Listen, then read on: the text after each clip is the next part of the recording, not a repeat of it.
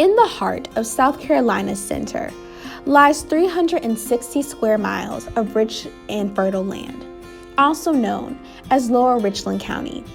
With its watery river in the east and Congaree River in the south, the land was a hot spot for agriculture. In African Americans of Richland County, Marie Barbara Adams tells the history of Richland's Black residents. The book focuses on different parts of the county and tells of the area's heritage through an African American perspective. My name is Nina Giddens, and I will serve as your conductor today. So get on board the Richland Express as we travel through Richland's history and learn how it went from an area damaged and invaded to what we know now as South Carolina's second most populous county and home to its capital of Columbia. Our first stop is Kingville.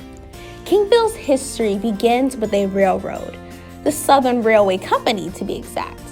The company took on the task of building a railroad from Charleston to Columbia. The move eventually made Kingville the birthplace of Richland's railway system and made the district station the first to ever receive service in Richland County. Kingville enjoyed the growth that came with the railroad until February 1865, when Sherman and his army invaded and destroyed the district. Despite the setback, Kingville's influence did not end with its railroads. Many African American laborers took advantage of Kingville's proximity to the Congaree River and set the foundation for the district's thriving logging and agricultural industries. Our second stop is Gadsden. In this village resides free Black farmers, two of which were Uriah Porty and Charles Frost. Between them, they owned close to 2,000 acres of land, which held multiple farm animals and a variety of crops. This area was also home to an integrated school owned by Black residents, a rarity of its time. One of the community staples was the Red Hill Baptist Church. The church was organized in 1868 by 500 former slaves. The church was led by Reverend Jonas Akram, a former slave, and it later served as the home to the Red Hill School, truly making it a place of growth, both spiritual and academic. Our next stop is Hopkins, named after the family of John Hopkins. It is the site of the Hopkins Turnout Station. The town had humble beginnings before the Revolutionary War, but land grants, inheritance, and the acquisition of slaves made growth possible. Planters of Lower Richland County utilized slaves to plant crops, clear land, and build houses, all boosting the economic growth of the area. After the Emancipation Proclamation and the release of slaves that built the area, many jobs became available.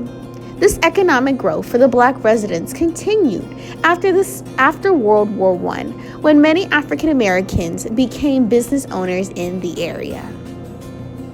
Next is Eastover. The town was founded around 1870 when the Williamton, Columbia, and Augusta Railroad was built. Over 25 African Americans were hired to help construct it. The town is credited with displacing Kingville as a leading mercantile center in Lower Richland. In Eastover, Mrs. Clarkston and her daughter founded a school for the slave children of the neighboring plantations, during a time when it was taboo and sometimes illegal to educate slaves. The school was founded in the yard of the Sands Hills home near Garner's Ferry Road.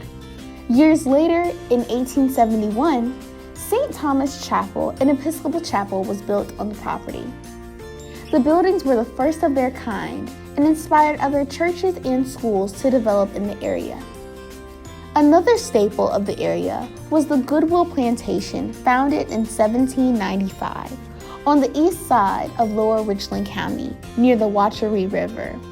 The plantation had a highly developed canal irrigation system and mill ponds constructed by slaves. It was one of the first of its kind.